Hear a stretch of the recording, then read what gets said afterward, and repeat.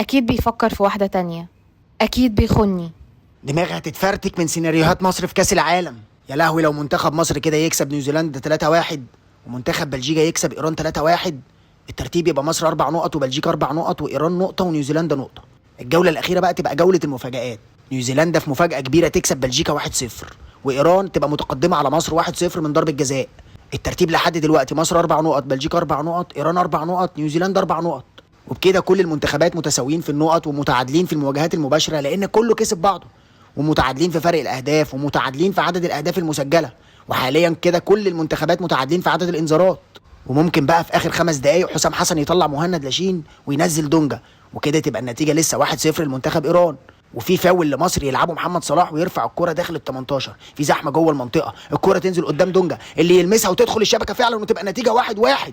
يحتفل دونجا، يقلع التيشيرت، يحتفل مع الجماهير، بس يقوم الفار يراجع الهدف يلاقيه تسلل من أول اللعبة ويلغي الهدف، ودونجا ياخد انذار عشان خلع التيشيرت. وبسبب الانذار اللي هو خده ده منتخب بلجيكا وايران ونيوزيلندا هيصعدوا لعب نضيف واحنا اللي هنخرج رابع. يا لهوي يا ابن الكلب يا دونجا. بيخوني مع واحدة اسمها دونجا.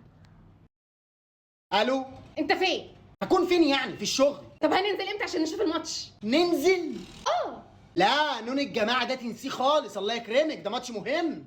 وايه المشكله يعني؟ المشكله ان انت بتشليني اسئله طول الماتش وانا مش مستحمل ده النهارده خالص. انا ما بعملش كده. ليه؟ مش فاكره لما شفتي معايا ماتش مصر والبرازيل اللي فات؟ مش قعدتي شوط كامل فاكره ان احنا اللي لابسين ازرق؟ عادي يعني عشان انا بحب اللون الازرق. مش خليتيني اسيب اخر ربع ساعه في الماتش عشان اشرح لك يعني ايه اوف سايد؟ بتعلم. طب يعني ايه اوف سايد؟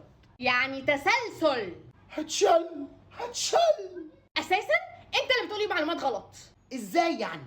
قلت لي ان محمد صلاح بيلعب في انجلترا ودلوقتي انا شايفاه بيلعب مع مصر. صبر من عندك يا رب.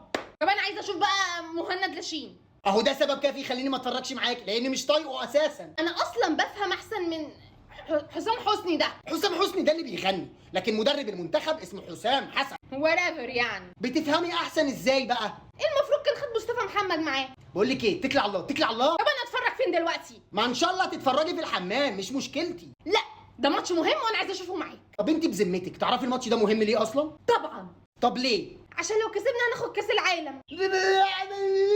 اسماعيل انت بتعمل كده ليه؟ انت اتشليت يعني ولا ايه؟ ما انت يعني انت بتشلي عشان ما تاخدنيش معاك؟ ماشي.